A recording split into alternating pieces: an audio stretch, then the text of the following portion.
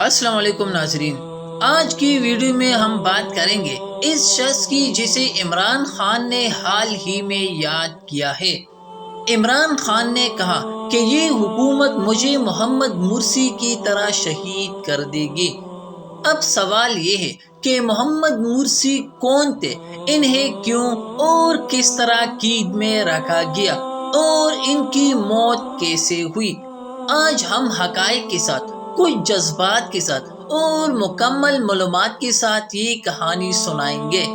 تو ناظرین، ویڈیو کو آخر تک ضرور دیکھیں اور لائک، کمنٹ اور سبسکرائب کرنا نہ بھولیں۔ تو ناظرین، محمد مرسی 8 اگست 1951 کو مصر کے صوبے شرقیہ میں پیدا ہوئی۔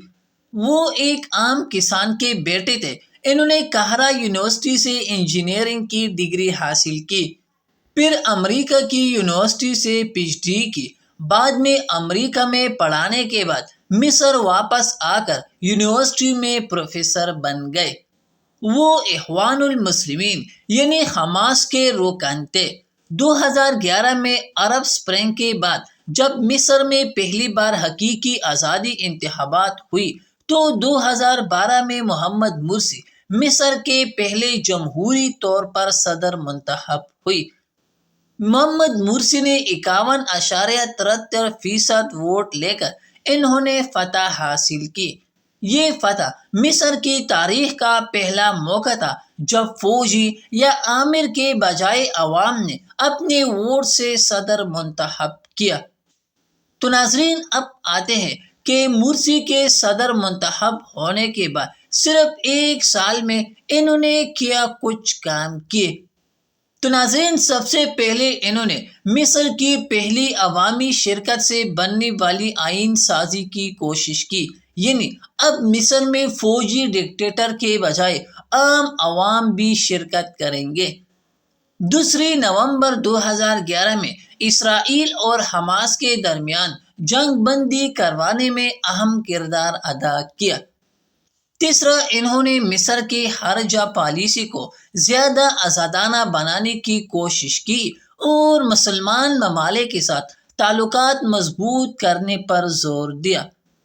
چوتھا یہ کہ انہوں نے یہ پیغام دیا کہ ایک مسلم اکثریتی ملک میں جمہوریت ممکن ہے اور عوام کا ووٹ ہی حقیقی طاقت ہے۔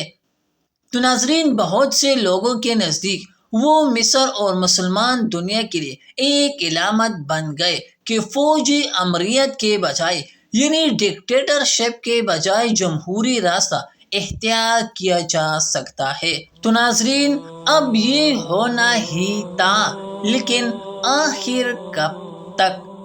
3 جولائی 2013 کو مصری فوج نے انہیں اقتدار سے ہٹا دیا۔ اس وقت فوج کے سربراہ عبد الستار سیسی تھے۔ وہ بعد میں خود مصر کے صدر بنے اور مرسی کو گرفتار کر کے جیل بھیج دیا گیا۔ اخوان المسلمین کو غیر قانونی قرار دے دیا گیا۔ چند ہی سالوں تک انہیں مختلف مقدمات میں سزا سنائی جاتی رہی۔ انہیں قید تنہائی یعنی سولیڈریٹی کنفائنمنٹ میں رکھا گیا۔ ذیابیطس، ہائی بلڈ پریشر اور جگر کی بیماری بھی تھی، مگر انسانی حقوق کی تنظیموں اور برطانوی پارلیمنٹ کے اراکین نے بار بار خبردار کیا کہ انہیں مناسب علاج نہیں دیا جا رہا ہے۔ بعد ازاں 2018 میں برطانوی پارلیمنٹ کے اراکین نے لکھا تھا کہ ان کے حالات قید انہیں قبل از وقت موت کی طرف لے جا رہے ہیں۔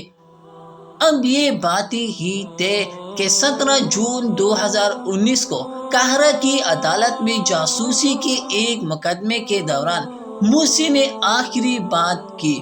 انہوں نے کہا کہ وہ مصر کے جائز صدر ہیں اور بہت سے راز بتا سکتے ہیں۔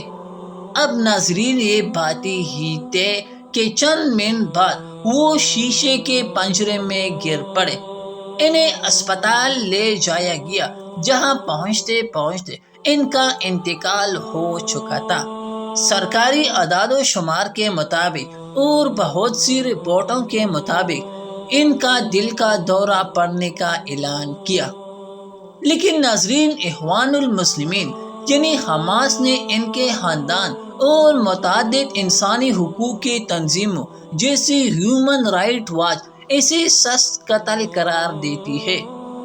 ان تنظیموں کا کہنا ہے کہ سالوں کی تنہا دوائیوں سے محرومی اور میڈیکل دیکھ بھال کی کمی نے انہیں شہید کر کیا۔ تو ناظرین، اقوام متحدہ کے ماہرین نے بھی یہ کہا کہ ان کے حالات ریاستی سطح پر من مانی قتل کے زمرے میں آ سکتے ہیں، یعنی محمد مرسی کا جو قتل ہوا اس میں ریاست بہت شامل ہے اور یہ قتل ریاست نے خود کیا۔ تو ناظرین، اب آتے ہیں محمد مرسی ایک عام آدمی سے اٹھ کر مصر کے پہلے منتخب صدر بنے۔ انہوں نے جمہوریت کا خواب دیکھا تھا لیکن فوجی طاقت نے اسے کچل دیا۔ ان کی موت صرف ایک شخص کی موت نہیں تھی، یہ اس خواب کی موت تھی جو ارب سپرنگ نے دیا تھا۔ آج جب عمران خان مرسی کا نام لیتے ہیں تو وہ اس خطرے کی طرف اشارہ کرتے ہیں جو سیاسی قیدیوں کو تنہا قید اور طبی سہولیات سے محروم رکھنے سے پیدا ہوتا ہے۔ تو ناظرین، محمد مرسی کی کہانی ہمیں یہ یاد دلاتی ہے کہ جمہوریت کتنی نازک ہوتی ہے اور طاقت کتنی ظالم ہو سکتی ہے۔ تو ناظرین، اللہ تعالیٰ محمد مرسی کو جنت الفردوس میں اعلیٰ مقام عطا فرمائے اور عمران خان کی صحت کو جلد اللہ تعالیٰ ٹھیک فرمائے۔ تو ناظرین، اگر آپ کو یہ ویڈیو معلوماتی اور جذباتی لگی ہو تو لائک اور کمنٹ میں اپنی رائے لکھیں اور چینل کو سبسکرائب